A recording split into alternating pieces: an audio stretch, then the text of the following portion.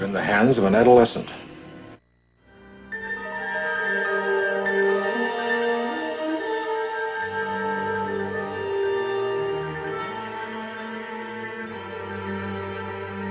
mystery. I don't like mysteries. Your bellyache. I gotta kill you right now. Aye, sir.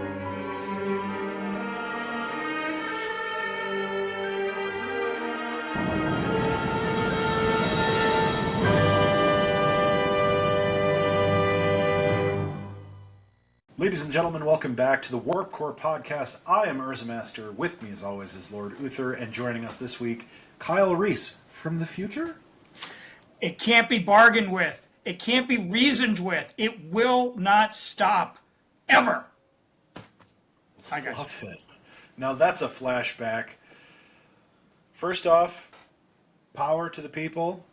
We are in the midst of probably the most crisis moment for SAG-AFTRA in quite a few years, since the last big strike, which you'll remember shortened a lot of TV seasons and I think produced some of the best TV when it came back. So I am not only very happy with what we're going to be talking about this week for Strange New Worlds, but also very excited to see what the re-energized and hopefully well-compensated writers and actors will come back with when we're on the other side of this thing. But until then, solidarity with all content creators out there currently on strike. I am not a union member, but if you want to send me the information, I'll think about it. As always, let's start off with Kyle Reese with a little bit of background on Episode 5, Strange New Worlds, Season 2. Thank you, Ursa Master. Thank you, Lord Uther, and thanks to you at home. Yes, we have reached the halfway point of Season 2. This is Charades, Episode 5. It was directed by Jordan Canning, and it was co-written by Catherine Lynn and Henry Alonzo Myers, who is the co-showrunner with Akiva Goldsman. So you know it's going to be a good one when they get the boss out of the office to write the script. I believe this was Catherine's first contribution. She was not listed as a credited writer for Season 1. She'll actually be doing Episode 7, co-writing it, so we'll get a lot of Catherine in a very short amount of time here. And what an episode it was, friends. I have to tell you, I don't want to tip my hand as to how we're going to grade this at the end, but I was absolutely delighted with Charades for so many reasons. The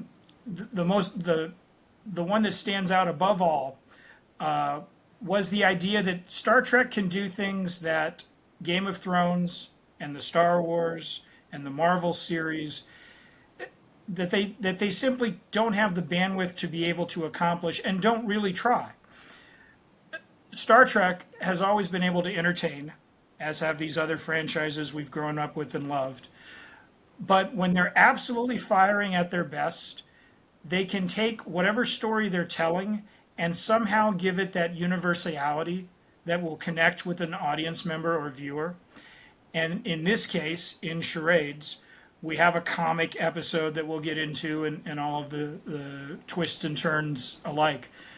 But it actually speaks to families, to relationships between men and women and mothers and daughters. And there is so much going on at a human level.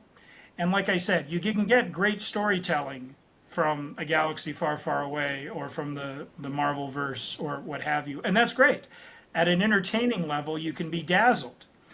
But what Trek can bring that extra sauce to, again, when they really are on their game, is they can make it a story about the human condition, which was Gene Roddenberry's original mission when he launched this. And I think this story, there was a poignancy, particularly as it wound its way to its finish. It can raise questions. It can make you think. It can actually just take it to a little bit, up to 11, like our favorite heavy metal band, Spinal Tap. And I believe Charades, it didn't get us any closer to a season arc or story per se. It moved the ball forward on the field with character relationships, and we'll get into that. But it's probably the most satisfying episode of the second season, just taken in its in its form that it can, as a standalone 57-minute episode, it's really great stuff. And so what are we talking about this week? We're talking about Spock and Chapel, who we've set up as to have sort of a simmering romantic tension. They both really feel uncomfortable acknowledging it, and we've planted some of these seeds in season 1 and early here in season 2, and they find themselves going out on a mission, as you might expect, and things go wrong on the mission, and we have this fascinating plot thread with Spock in terms of his human Vulcan DNA and his heritage. And they encounter an alien species who fixes Spock, fixes him. They see that his biology is incompatible with Christine Chapel, the all human counterpart, so they decide to remove his Vulcan DNA and identity in the notion that they're actually doing him a favor. They've fixed Spock, repaired him, if you will. Except they haven't, because now he is in a pickle as he is completely human. And then we begin a classic farcical setup where he really needs to be Vulcan at this time, and is not able to rely on said things. So the first place I want to go with this is I want to talk about Ethan Peck, who has been playing Spock, and we have sung his praises each and every week, and deservedly so. This is his showcase for the most part, and it's fantastic. Again, we've seen Spock in other variations, confronting his human side, his aggression, his rage. We've seen him evolve from a child in Star Trek III, The Search for Spock, into the reformed when his Katra is returned to his body. So it isn't new ground there, but it's just hysterical to see in a montage form the, quote, human Spock interacting with his Enterprise crewmates, almost getting into fisticuffs with George Kirk over a messy workstation. It truly just left me in stitches, the build on that particular sequence. Hanging out with the girls in the lounge. You've almost got this quasi-Sex in the City vibe going with Ortegas and Una and Lon and Uhura, and they're all just like sharing stories. And then there's Spock, the lone male, sitting there just taking it all in. I mean, just wonderful stuff. But I want to start with Ethan Peck. To you two, do you find when we do Spock comedic moments, do you find that it tickles your funny bone more when we see him acting out of character? That is to say, accessing emotions that we don't usually see him playing, and his enjoyment of bacon being one of those? Or do you like it when he is playing full Spock and he gets up from a table after basically being silent, walks over to his crewmates and apologizes for his outburst, and he wished he hadn't seen such a display? Do you find that the character for you, do you like to see him out of his element, or do you like to see when he's playing Spock as the straight man, contrasting to the crew's behavior all around? Because I'm going to be honest with you, unless you can prove me wrong, I don't believe Leonard Nimoy was really that funny. Like, I don't think he portrayed the character. He had wry comments, particularly in Star Trek II, and they let him loose a little in The Voyage Home and a little bit in Final Frontier and so forth, but on the feature side. But that's not how he played that character, to my knowledge. I don't think Leonard Nimoy, that guy was a knee slapper. But Ethan Peck is absolutely circling the bases with his comedic timing, whether he's playing it straight or whether he's playing it as, in this episode, just human emotions run amok. So I throw it out to you guys as to, I think they're both terrific, but I'm just curious which one you prefer to see for that character and that performance, because he is clearly one of the loosest, funniest, liveliest Spock interpretations we've seen thus far in the franchise.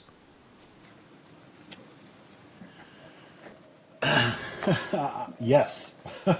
I I don't have a great answer, to be honest with you. I really, really enjoyed Ethan Peck in this episode, on both sides of the coin. Like both sides of Spock. If you'll recall, you have Ballad of Bilbo Baggins Spock, and you have the original series Spock, both of which I love dearly.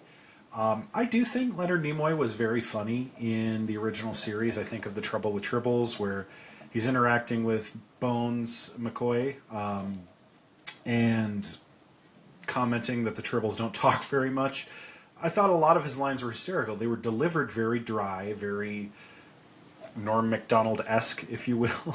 Sure. Before Norm Macdonald was Norm Macdonald, of course. But I really enjoyed his portrayal of Spock. But I think Ethan Peck might actually be edging Leonard Nimoy himself out of the Spock seat, because of the way he's now played a human Spock and, of course, the typical Spock.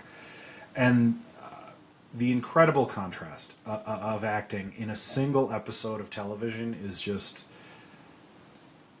to be honest, if there was an Oscar for a television category, he should win it, because this is probably the finest performance of acting since Brent Spiner in the last season of Picard. I mean, it's just... I've never really thought that you could do Spock in a comedic way. I think what turned me off about the idea of an overly emotional Spock was the Spock we got in the Calvin timeline, which is a big problem I have with those movies. Because when Zachary Quinto played Spock and had his Khan moment, I about wanted to rip my TV off the wall and throw it out the window, because it was ridiculous. It did not feel authentic. It didn't feel real. They were trying to reverse the emotions there, and it just didn't work. Flatly, just that when we get to those movies, if we get to those movies... Oh, we will.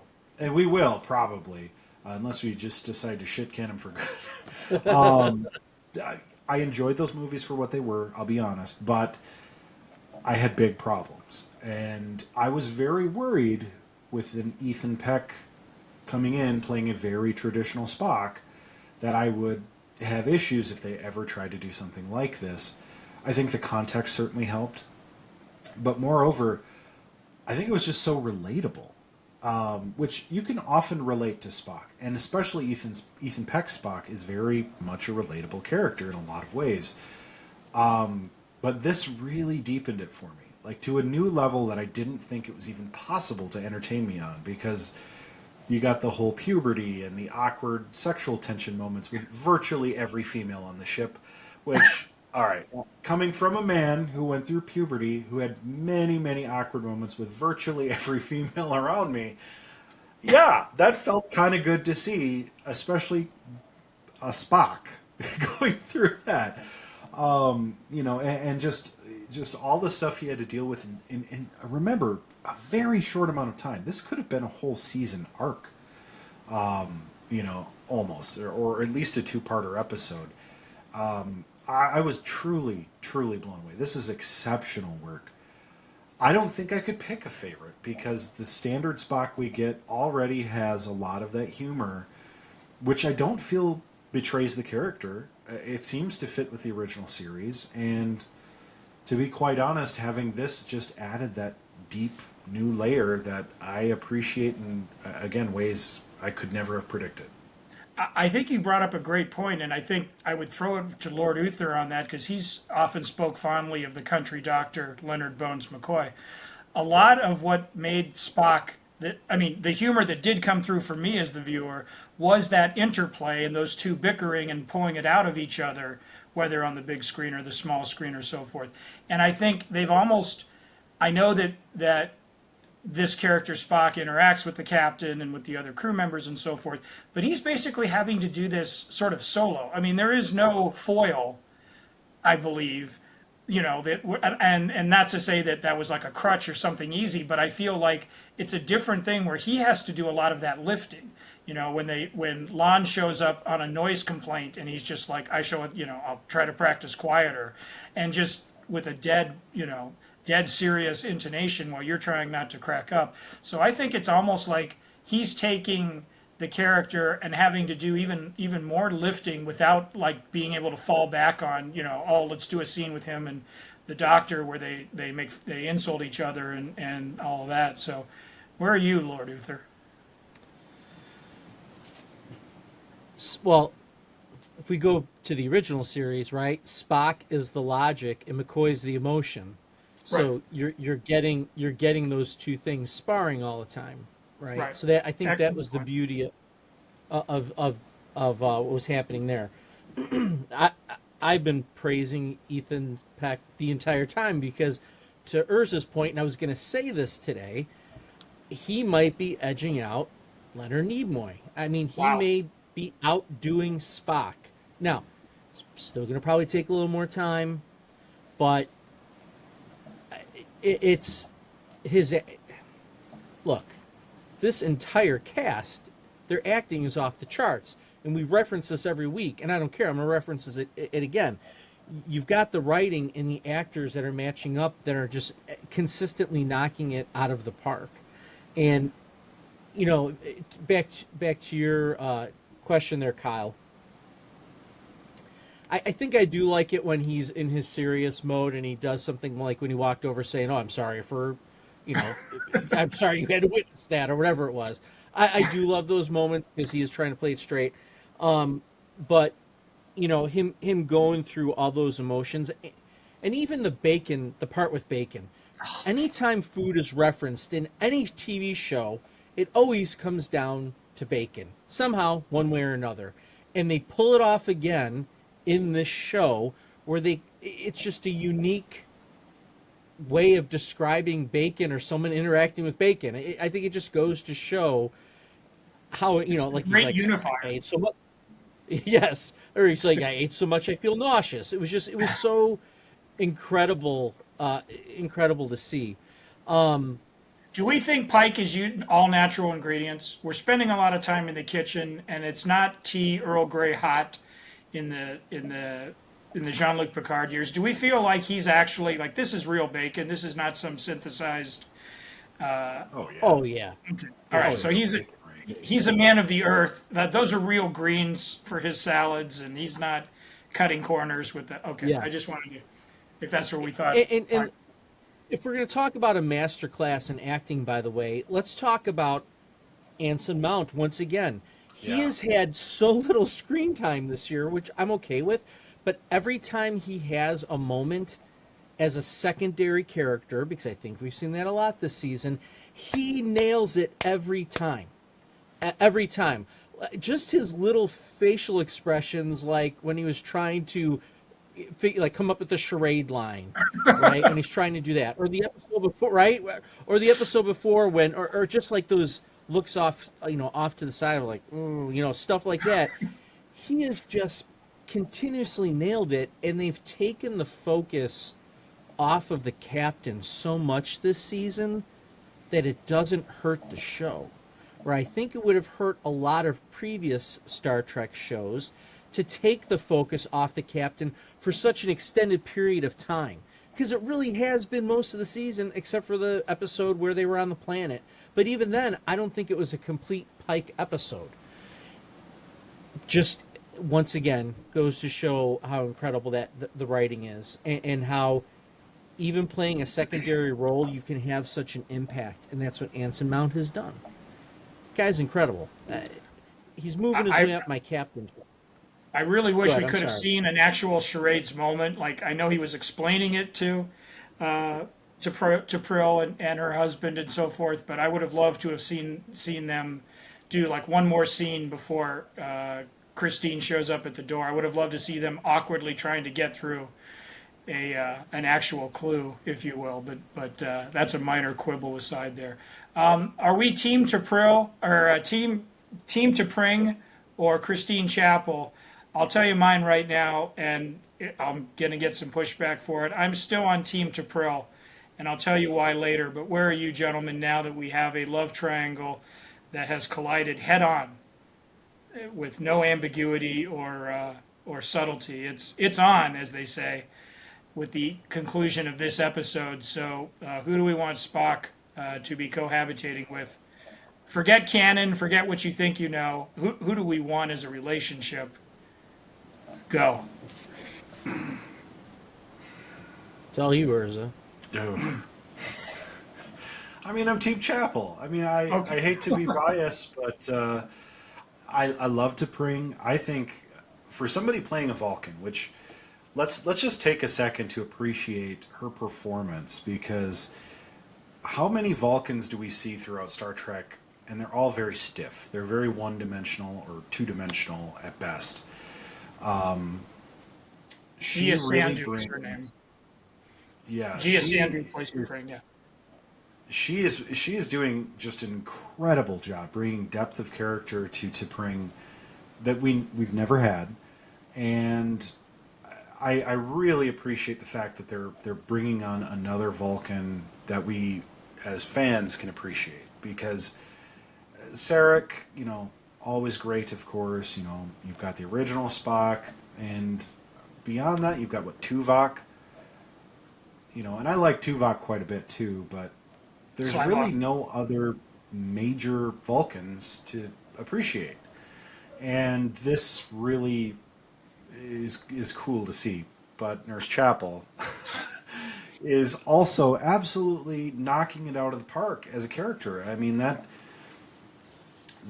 was not a huge character in the original series. I mean, bigger than maybe we probably remember, but this is a personality that had so much to explore, and the little mannerisms and the dedication to friendship first. Even though they both clearly have feelings for each other, I mean, it's like, she's willing to set that aside to do the right thing. I mean, it's a morality story as much as it's a love story, and that's really pretty inspiring. And that's why I got to put myself on Team Chapel, because to be honest, it's something we didn't get in the original series, and it's a love story I want to know more of. Before But she's the show, a hot mess. Well, yeah, and that's what I love.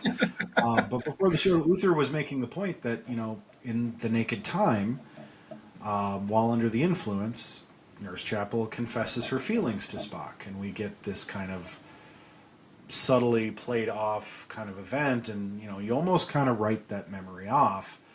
This really adds this new dimension to Star Trek lore that, again, with every episode, credit to the writing, solidarity, it's unbelievable the things that they're doing to tie canon back into this new show, and then also, deepen details without compromising or reinventing the wheel, because we don't want to do what the Kelvin timeline did. We want to do what's right and true to the story, and that's where, to fall back to Uther's point from the last show, I kind of don't know if I want to see it steer in a new direction. I kind of want to see the eventual conclusion that we know Christopher Pike is going to go through. But those are my thoughts. I'm solidly Team Chapel.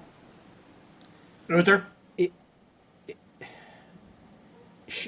Her role in this series has been so good, it's almost regrettable that I have to watch TOS and I'm not going to see that same Nurse Chapel in a sense that we're seeing right now, because she's been that good.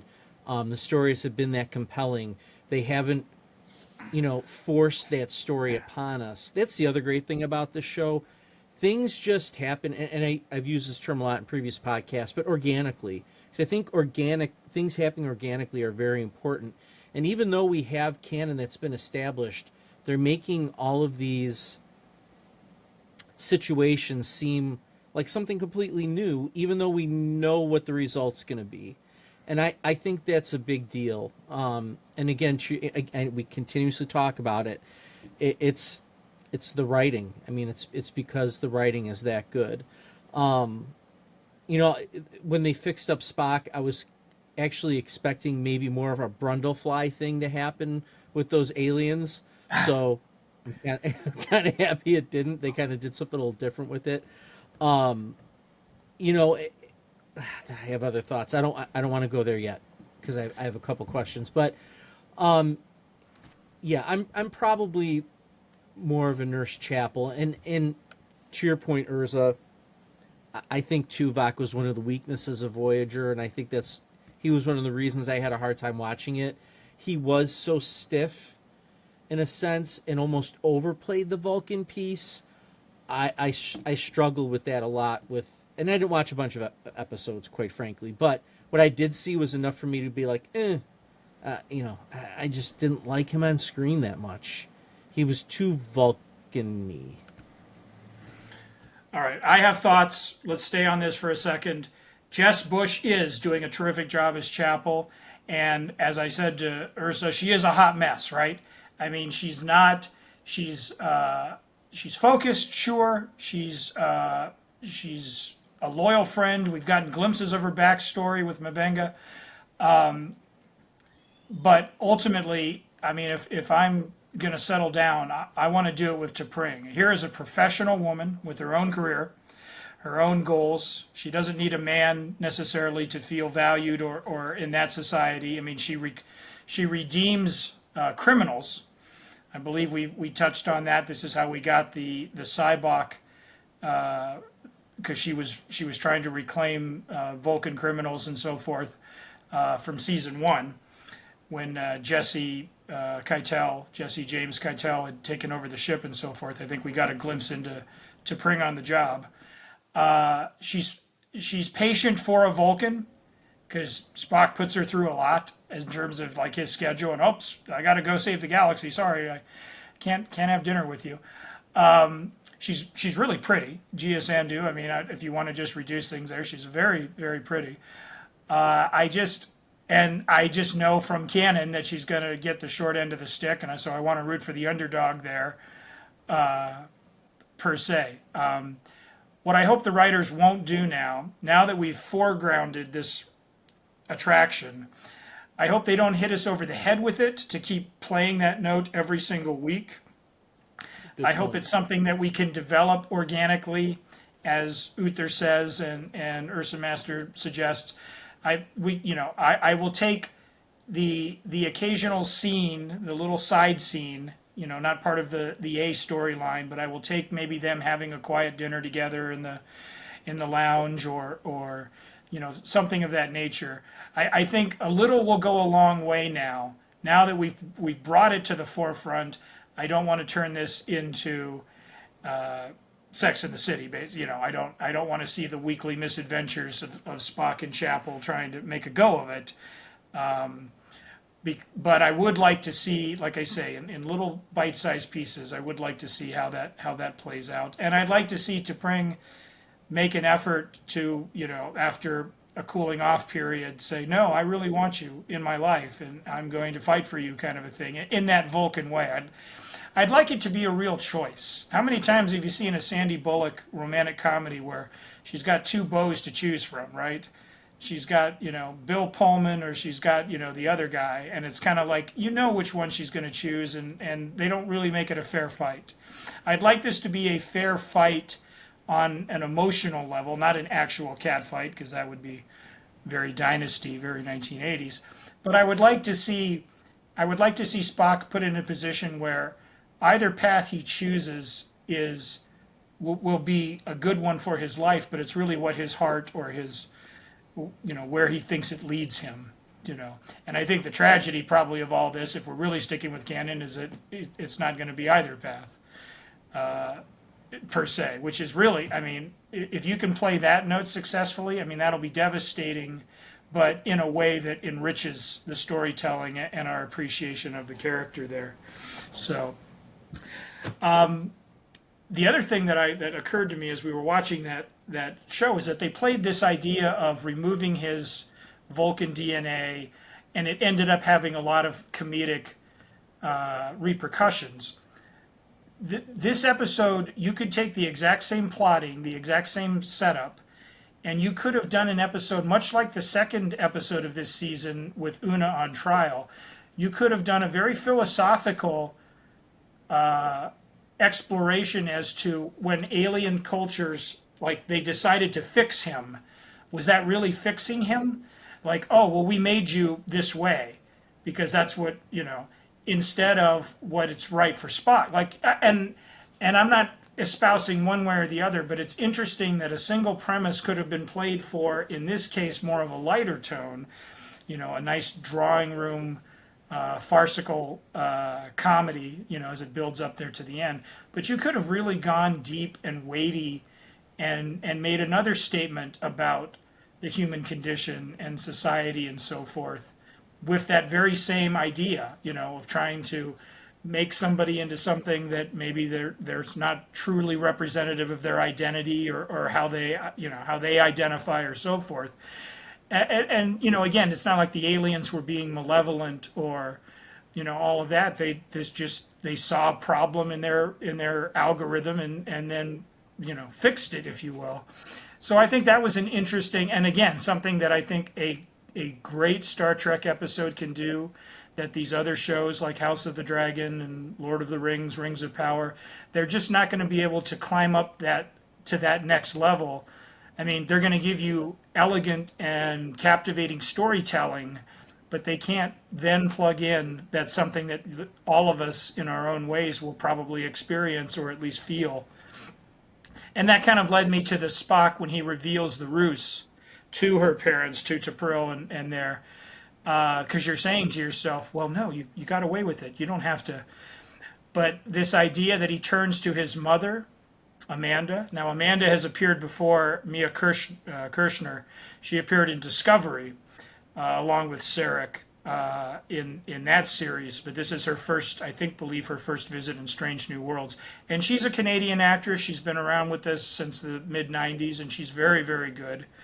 But she's now taking on sort of the older, mom roles. And in this case, she gets Amanda. And I thought this episode, and I've seen Amanda, off and on throughout the course of the mythology, this is the most I've understood Amanda and how she had to be Sarek's wife. I mean, we kind of gloss over it. Sarek's a Vulcan, she's human, and we just kind of, but in this they're episode, conflict. Yeah. What's that? Oh yeah, I mean, I was going to say just the idea that they naturally conflict, and we don't need to know anything more. Right, but this episode, I thought, in very subtly and not with a lot. I mean, economy and without a lot of fanfare, basically gave us her entire perspective of marrying this important Vulcan, having this son with the mixed heritage and the struggles there, and having to, the resentment or prejudice of pure Vulcans who would see her. And I mean, her interactions with T'Pring and the family and trying to do all of this on Spock's behalf. I think we need a moment to talk about Amanda and Mia Kirshner, because like I said, that's the universal stuff, right? That's the stuff that can elevate just what is a great hour of science fiction fantasy with a little bit of comedy thrown in to something where you say, my goodness, I know people like that, or I was that person, or I felt that before in a situation, even meeting the in-laws in an awkward social situation where they don't approve of my job or they don't approve of me, that's what I'm talking about, where I sense that I think Star Trek can boldly go where few shows can go before in terms of really hitting those emotional points. So where are you guys on Amanda and her story as we do this one? The same place I'm always at when it comes to Maya Kirshner. I can't see enough of her. I've loved her in everything I've ever seen her in. I especially loved her in The L Word, but definitely enjoyed her as Amanda. And I have to say that was amongst the comedy. There was the Shakespearean sort of comedy as well, in which the happy ending, even if it's not so happy, shone through. And Spock having that moment at the end of the episode where he realizes what he put his own mother through, and it now has to deal with that on not just an emotional level, but on a Vulcan level as well. He has to deal with it logically, and that's something that I think we get in a lot of shows. You put your parents through hell. We all have that feeling in life, and we have to deal with that emotionally. But Spock has to deal with it logically too, and that is this truly confounding thing that Ethan Peck, I mean, not to stray from Maya Kirshner's performance, but just it plays out on his face. Just the anguish of the realization of what, you know, he put her through, and now he's kind of realizing the gravity of what it was to be her son, you know. And I think that is a moment we all go through when you realize, you know, boy, I was actually, you know, the child too. I mean, and I see that now. That really hit pretty hard for me. Like I was shocked at how and typically if it's a comic episode, it's because there's some real heavy emotions that they're trying to sort through and let you ingest in a reasonably safe space, let's say. But this really was like kind of almost like a footnote. And if you blink, you may miss it, because it was really this important, you know, memory that was shared with Spock, where it's like, holy crap, you know, like, despite the hell that she had to go through because of Spock's choices, it was mirrored in pride. It was mirrored in satisfaction. There was this deep, universal thing that we as parents feel and children feel, and vice versa, you know, where it's like, yeah, you know, I could see that in my own relationship with my dad. Like, it's like, holy crap, you know, that weird sort of middle-agedness feeling when you're like, wow, I really did some stupid crap. But despite that, there's that unconditional love. And that was something that you really got, I think, a lot in the end of Star Trek 3, in the beginning of Star Trek 4, and you got those brief moments of mother and son connection with Spock that I got to admit, as a fan, I kind of always wanted more of. Like, there was just something deeper to Spock that we just never quite got a full picture on. We've got bits and pieces and reflections, and how he interacted with Jim and how he interacted with McCoy, and you know, it was all great, but this really kind of paints a fuller picture, and Maya Kirshner, to her infinite credit, plays it off beautifully. You know, she enters the episode as sort of the dutiful mother that we know and love from all the appearances hence, and kind of brings it full circle. She really gives that human side that we've kind of been wanting to see. And, you know, I mean, you could not ask for a better interplay between two actors, her and Ethan Peck, as they're gearing up for this tremendous test. And it literally is watching a mother deal with a teenage son. And, I mean, just it is wonderful and brilliant. Again, there need to be more awards so I can just chef's kiss, you know, an Oscar out to half the cast for this one episode, because, oh my gosh, deeply, deeply satisfying. Yes, to everything that Urza said. Yeah, she, you know, she kind of keeps the episode grounded in a sense, because you know, it offset the comedic parts quite well, in kind of keeping Spock grounded as well with all of those emotions. And to Kyle's point, about something that Trek does that other shows can't, and it's having that comedic episode once a season, once every 2 seasons. I mean, we saw it with, you know, obviously the original series and Next Gen. So being able to throw those episodes here and there, I think, is just one of those things that makes Trek so special.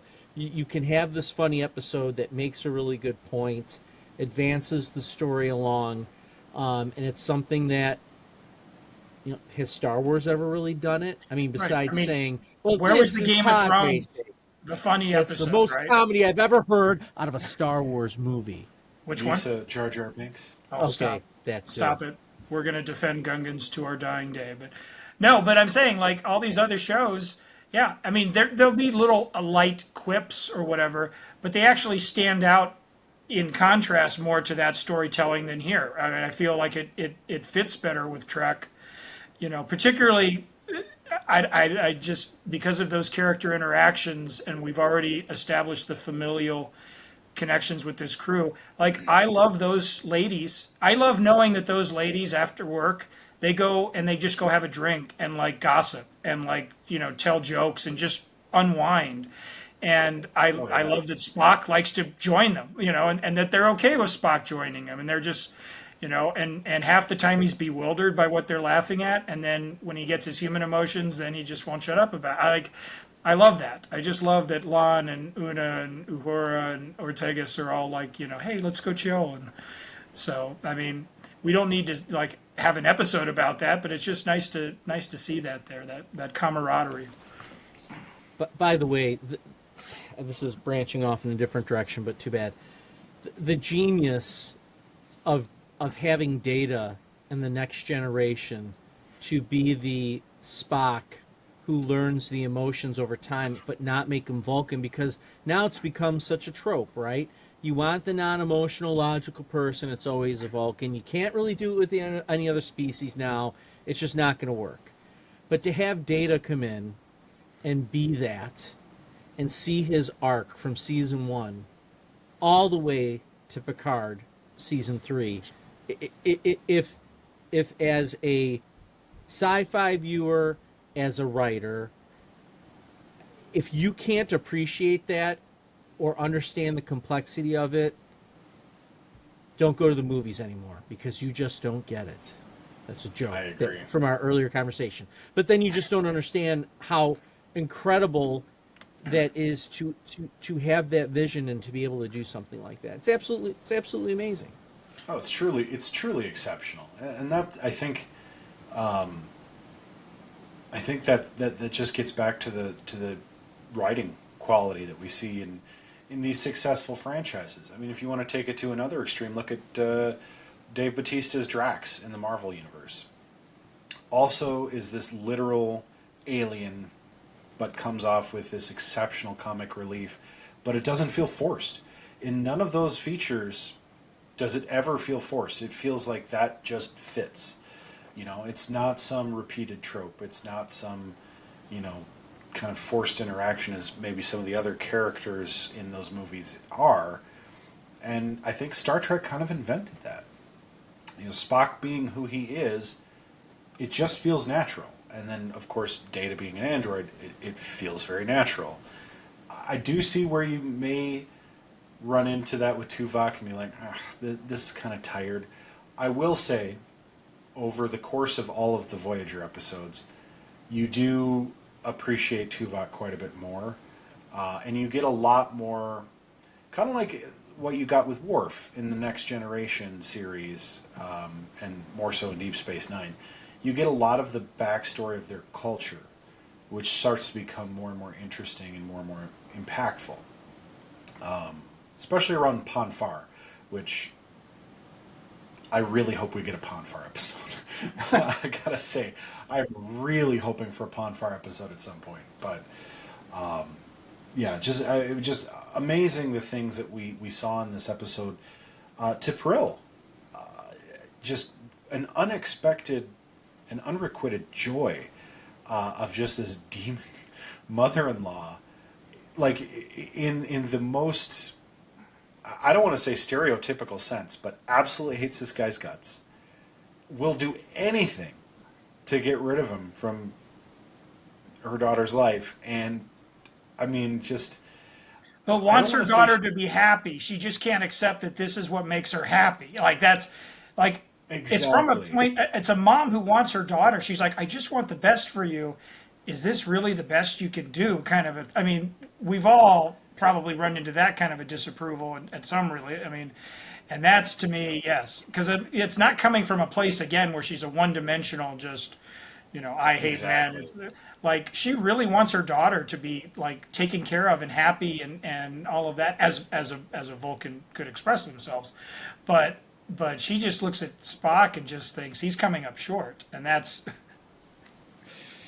It's such a real feeling. I mean, as deep into space as this is, it's such an incredibly human feeling. I mean, I'm sure we've all met parents who tolerated us, you know, or you had to really work on to kind of ingratiate yourselves with, like, and there's nothing, absolutely nothing wrong with that. I'm sure as parents of our own kids, or, you know, uncles, aunts, whatever, like, or, you know, people with pets, like, you get some disapproving, like, from something or someone at some point, and it's like, you just got to work on it, or a person or pet has to ingratiate themselves to you to earn that appreciation. Again, we get back to sort of the humanity of this otherwise easily ethereal kind of show, where, I mean, they could literally be talking about things that are complete and utter sci-fi nonsense. We'd still love it, you know, like the changelings culture and history. Like, I mean, it's a little contrived because it's so far out there, but we still liked it because it built in a lot of humanity. And we still like this because, let's talk about T'Pring's dad. Come on. Like, Yeah. is there, for Vulcan, is there a more daddish dad than T'Pring's dad? I When love he this. It tries to tastes great, and then she makes a disparaging comment, and then he's just like, "Oh well, I guess it's not so good." It's, I mean, it was wonderful. The humor of it, but also, like, you know, the dad who's in the awkward position, right? Who's just trying to sort of get through this, because it's like, look, at the end of the day, T'Pring is going to do what T'Pring is going to do. You know, believe it or not, I don't know that we have a choice in the matter.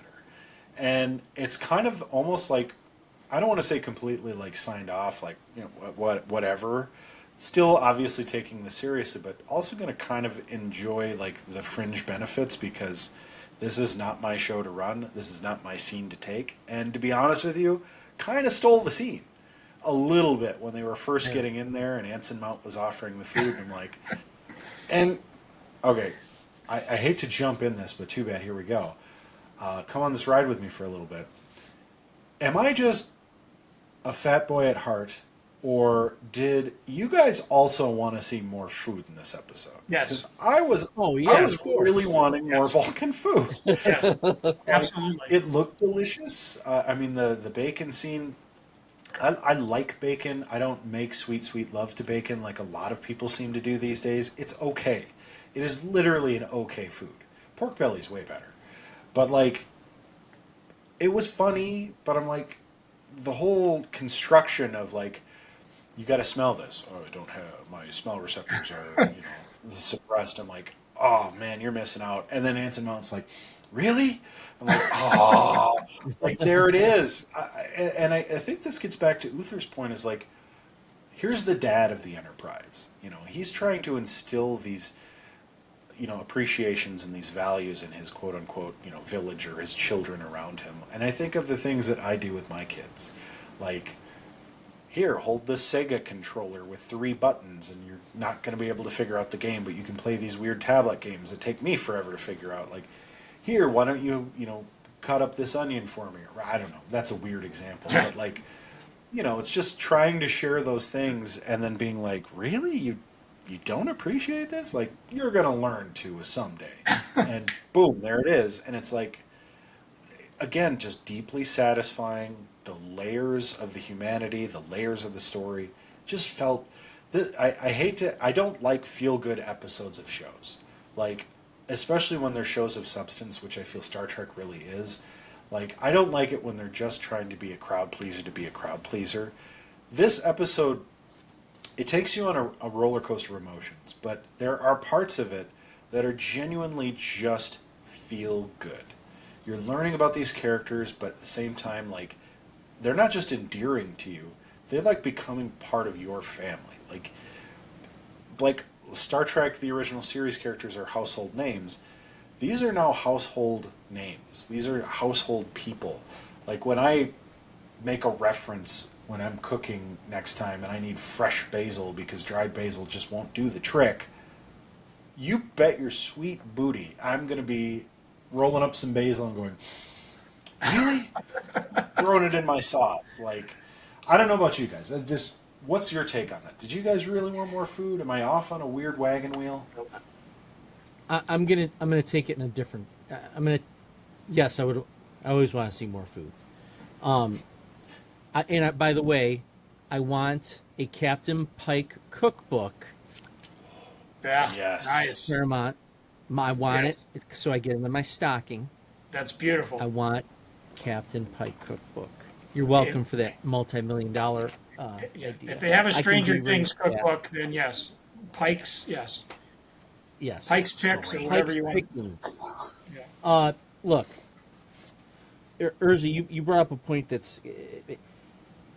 I become so attached to the next gen cast and the original series. Like when Nimoy died, I was upset. It's kind of like, I'm going to give you an example. My friends were huge Eagles fans, and when Glenn Fry died, I had so many texts from my friend Keith, and he goes, I am physically crying right now because Glenn Fry is dead.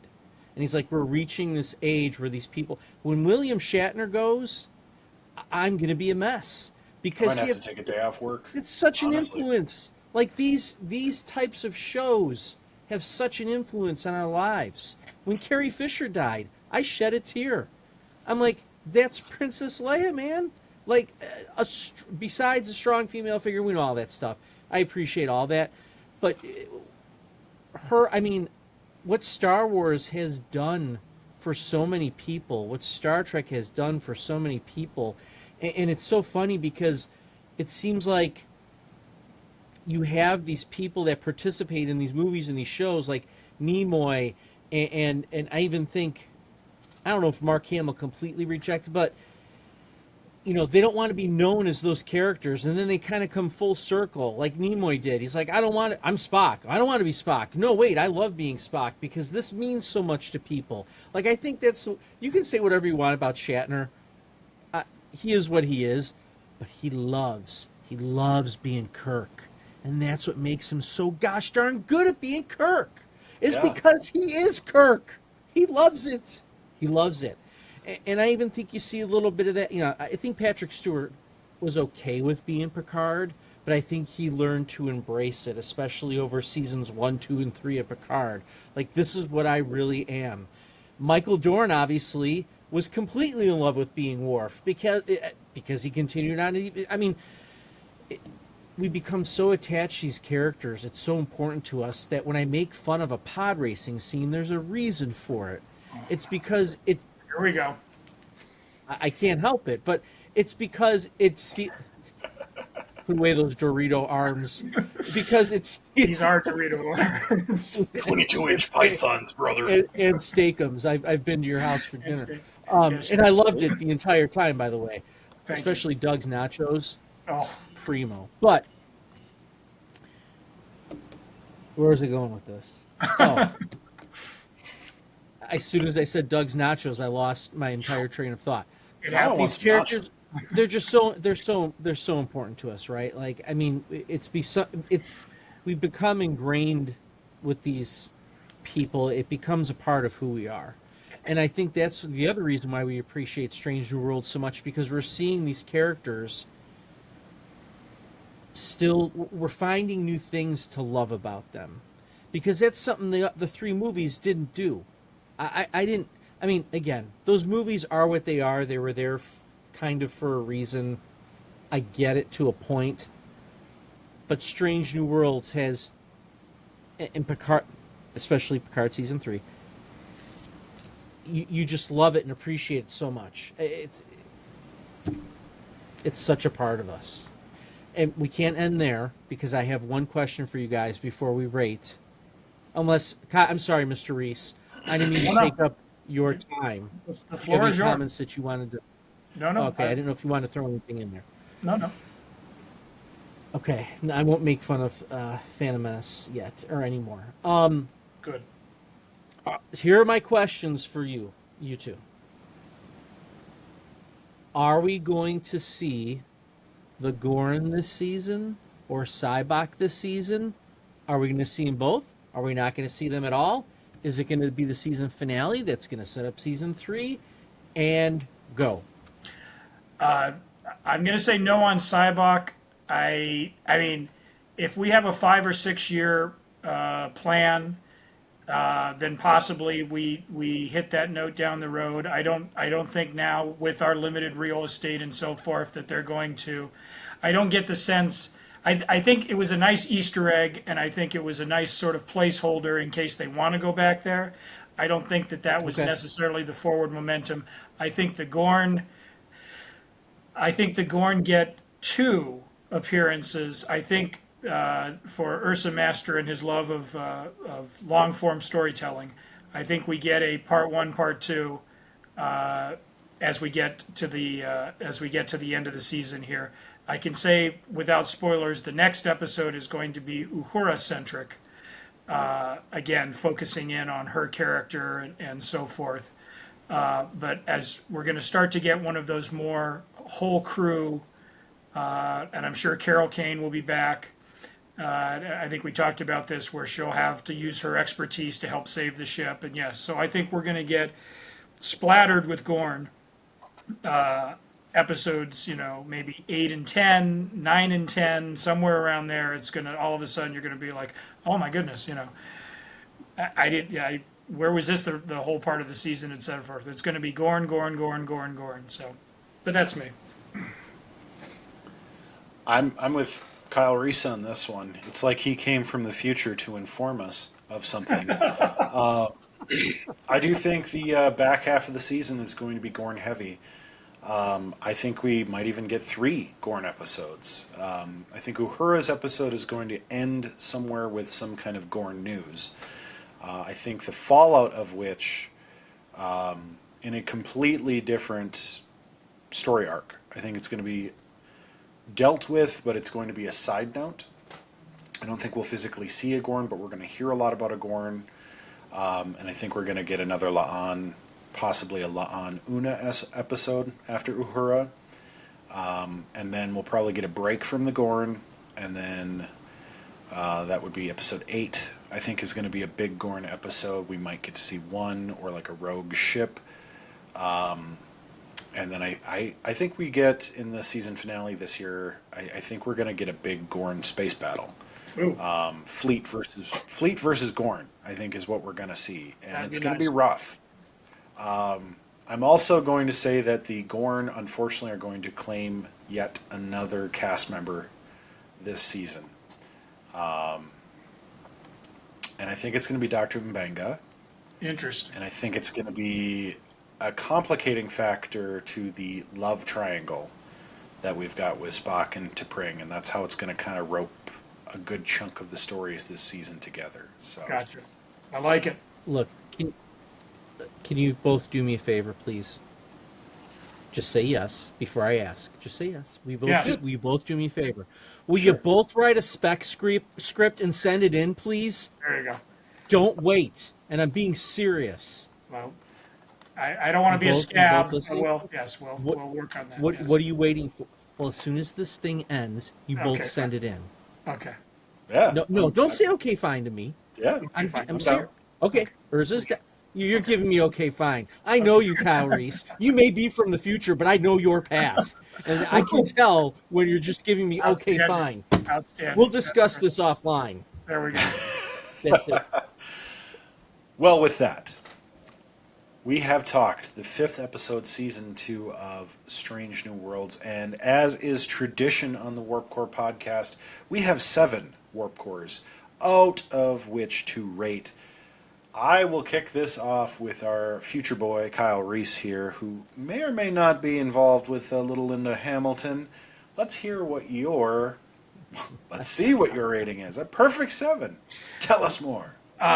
Yes, I truly believe that if you put me on a desert island, or anyone on a desert island, the first thing you should give them is food and water. But the second thing you should give them is a single hour of television to be able to just enjoy and take their mind off the fact that they're trapped on a desert island.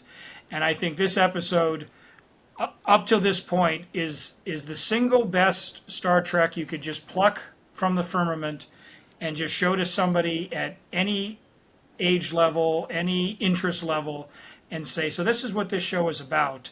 And if they were to watch it, I think the very next thing any of them would say, besides get me off this desert island, is, I want to see another one. I want to keep watching this show This makes me want to stay on this voyage. I don't know who any of those people were, but damn, I enjoyed that hour of television. So for me, that's how you get to a 7. It was good. 7 out of 7. I mean, it just hit. I can't help myself, but I just love this show so much. We have seen barely any kind of ships blowing up. We've gone back to exploring. One of my favorite lines from any movie of Star Trek is when it was when Deanna Troi goes, remember when we were it was Picard. He goes, remember when we were just explorers, or it was something along that. He was completely hitting on or epitomizing everything. Like they knew they had gone so far away from the original intent of the series. And I'm not saying it's a bad thing, because we got a lot of great Trek out of it, easily. But now that they've brought it back to this, where we are coming across new things, we are exploring new details, whether it's about the universe or ourselves or our family that's on the ship.